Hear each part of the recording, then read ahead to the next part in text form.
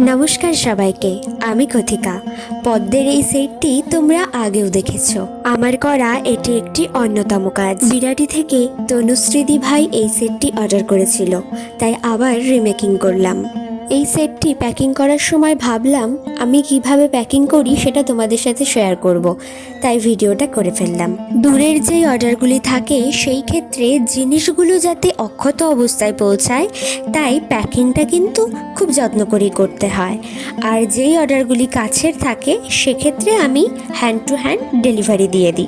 তোমরাও তোমাদের পছন্দ মতো ডিজাইন দিয়ে যদি গয়না বানাতে চাও অবশ্যই আমাকে ইনবক্স করো। আরও কিছু অর্ডারের কাজ নিয়ে খুব শীঘ্রই হাজির হব।